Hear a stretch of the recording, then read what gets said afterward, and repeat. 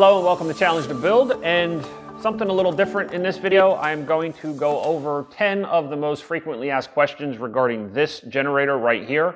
This is the Westinghouse WGEN9500DF. The DF stands for dual fuel, so gasoline and propane. I have now had this generator in my possession for about 3 months or so, give or take. I primarily use it here in my garage as the main power source for my bigger equipment, meaning air compressors, welders, plasma cutters, and mills. What I am going to do is start off with just a random bit of knowledge. The company Westinghouse Electric Corporation was founded on January 8th, 1886 by George Westinghouse himself, who was born in Central Bridge, New York in 1846.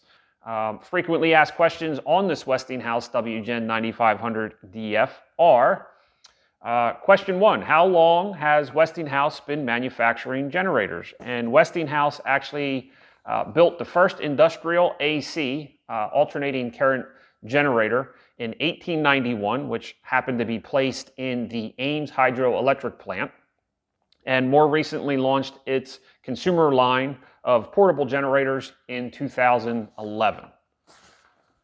Question number 2 is, where are the generators made? And this is from Westinghouse's direct website, and they state Westinghouse generators are produced by the Westinghouse Electric Corporation.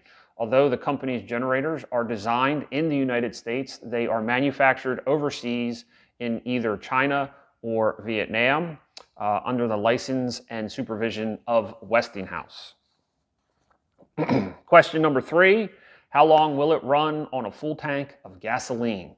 That is a very big common question. While that, to me, runtime is a very loaded question because there are so many variables that go into runtime, such as where it's running in altitude, whether it's a high altitude or low altitude, what kind of gasoline you were running it on, whether you're running it on 87 octane or 93 octane, because the octane levels are going to give you different performance of the engine. I myself run it on 87 octane right now and have had no problems. Also, whether or not you run it on pure gasoline or the gasoline 10% ethanol mix. And the biggest variable of all is the loading of the piece of equipment when it's running. The manufacturer states up to 12 hours of runtime on a full tank of fuel. But from my experience with running my bigger equipment, I can assure you that I run this at way more than 50% load, especially when I'm using my plasma cutter and my air compressor.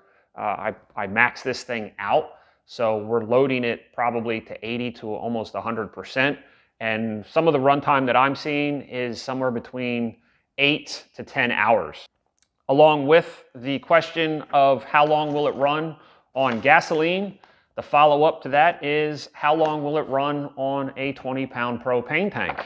And that is something that I have no knowledge in of myself. I do not run this on propane yet. I had thought about plumbing in a 100-pound propane tank, but I just have not done that as of right now. So again, the manufacturer states that this will run up to 7 hours at a 50% load on a 20-pound propane tank. Question number 5 is, how loud is it? I have my little decibel meter here that I'm going to give you that information, but right now I'm going to come back to that specific question because I want to take it outside to get a more accurate reading. Right now, with being in the building, I'm afraid that it will be a little bit louder. Question number 6, the dimensions. What are the dimensions of the generator? I have my tape measure. So the dimensions of the generator are as follows. We are going to do with the wheels and feet, and then without the wheels and feet. So basically just the cage. And that's what I'm going to do first. I'm going to give you the dimensions of just the cage. And that measurement comes in at right around 27.5 inches in length. The cage measures 20 3/4 in width.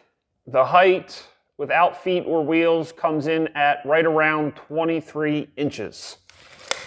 And then with the wheels, the width at the wheels is 26.5 inches in width, and then height with the wheels and the feet comes in right around 26 inches in height. So those are the dimensions of the generator. I also took the time to weigh it with a full tank of fuel, and that's going to vary as well, but with the fuel that's in it, the generator comes in at right around 250 pounds. The ship weight of it is, I believe, 210 pounds. So a little bit of added information there regarding the dimensions. Question number 7. Does it have eco mode on the throttle control? And that relates to, does it ramp down when it's not producing power? And the answer is no. I will show you this in just a minute, but this runs at a constant RPM once you fire it up. There is no ramp down and ramp up with this particular model of generator. Question 8 is, will a 90-degree plug fit the 1450R 50 amp receptacle here? Will it hit the wheel? There was a couple questions of the extension cord hitting the wheel, and again, I will show you that once we do the startup outside, but I can confirm that a 90-degree plug does fit the receptacle. However, the cord will hit the wheel, so you kind of have to flex the cord over and then down, and once the cord takes its form, it really isn't going to be an issue, but a 90-degree cord will fit the plug. Question number 9 is, how many horsepower is the engine? And this one gets a little interesting. This one gets a little bit scientific. I am not an engineer, and I spent a little bit of time. This is a rabbit hole that you could easily go down when you're searching around on the internet. There are common equations for CC to horsepower conversions. This one is like a small engine formula. There's apparently 2 different formulas, and I think it has to do with it comes down into the displacement of the engine, but one thing that varies with the displacement is the actual stroke of the engine. So while the normal 15 to 17 cc to horsepower, 1 horsepower conversion doesn't work, because you kind of have to think about it a little bit logically as well. The 15, say we're using 15 cc's per 1 horsepower. If that was the case, this is a 457 cc engine. If we use the 15 cc equation, it would equate this engine to 30 horsepower, and that just doesn't make any sense. There's no way that this is a 30 horsepower motor. In the small engine equation, taking in displacement and stroke of the engine, like I said, it's a completely different equation. I found that there is about a 35 cc to 1 horsepower formula. So using the 35 cc to 1 horsepower formula with the 457, it comes out to right around 13 horsepower. And I did find another website that was selling this that estimates the horsepower at like 13.5. So the horsepower rating on this 457 cc engine, in my opinion, comes in at right around 13 to 13.5 horsepower. And then finally, leading up to question number 10, apparently there are people that can't see a pull start on this. So the question is, does it have a pull start or a recoil start? And the answer is yes. It is right here.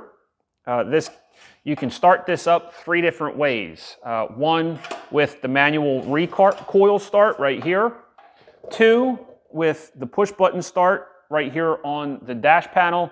Or my favorite way is, because I leave this outside of the garage in its little enclosure, I really enjoy the remote start option, and I will show you that coming up actually right now.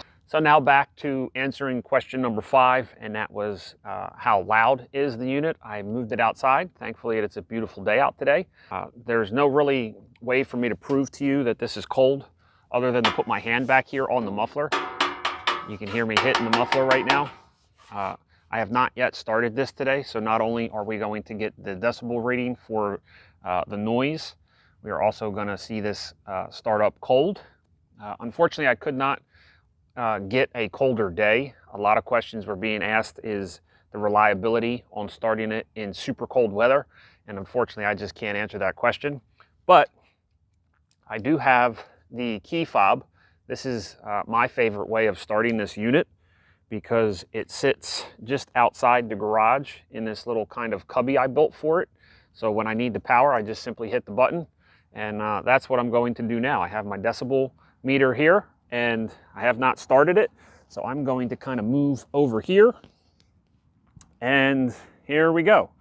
So hitting the start button in 3, 2, 1.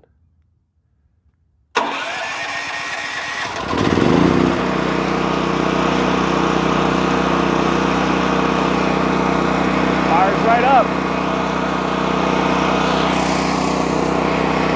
Now the decibel meter is probably about 2 feet from the unit, and right now it is running at right around 88 decibels.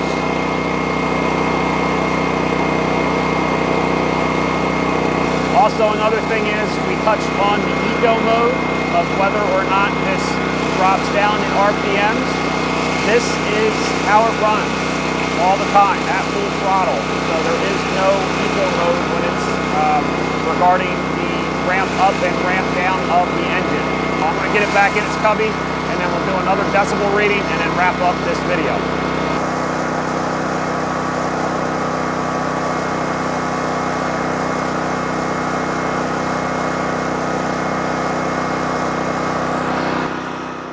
So now I have the generator back in its resting spot here behind the garage. I built this little enclosure for it to better help protect it from the elements, since it primarily just sits outside.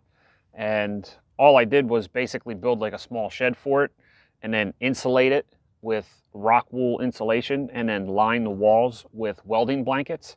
And this right here is the 1450R plug. This one is a 50-foot cord from GeepKey. This is the one that I bought with the receptacle to power the panel. And the question was, will a 90-degree plug fit? And the answer is it will. It does hit the wheel, so you kind of have to work with it a little bit to get it in there, but it does fit. Ultimately, I would have liked to seen a little bit better of a design with how the wheels mount up with the plug, but it does work, and this is the one that I use, and I haven't had any problems with it yet. So now what I'm going to do is fire it back up and get a decibel reading inside of its enclosure. Now, granted, not everybody's going to do this. This was something that I wanted to do to try to lower the noise level and be considerate of the neighbors in the surrounding area. And one thing that I also did was I took a tarp with a piece of pipe and made it so that way I could roll down the door when I'm done using it to help better protect it. So that's kind of what this is here for. A little added how-to project maybe for you, for your generator. Put that there, and here we go. Oh, one more thing is I have an extension cord from my shed supplying constant power to the battery charger, so that way this 12-volt battery is always ready to rock and roll when I need to hit the button for power. So I'm going to back up a little bit, and here we go.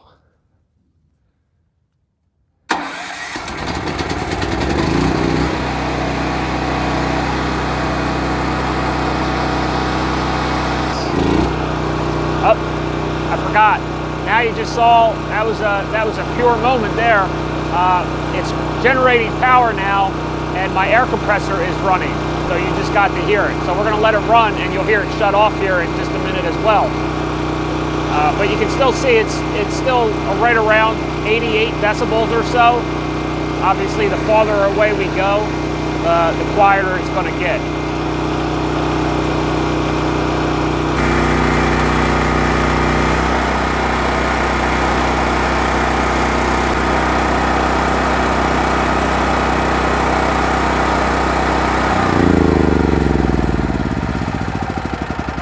That is going to conclude this top 10 most frequently asked question video regarding this Westinghouse WGEN9500DF. Hopefully in this video I have answered your question. If not, look farther into reading the Amazon frequently asked questions section in the product page for this generator. Thank you for watching. Get out there, go challenge your build, and I will see you in an upcoming video and or review.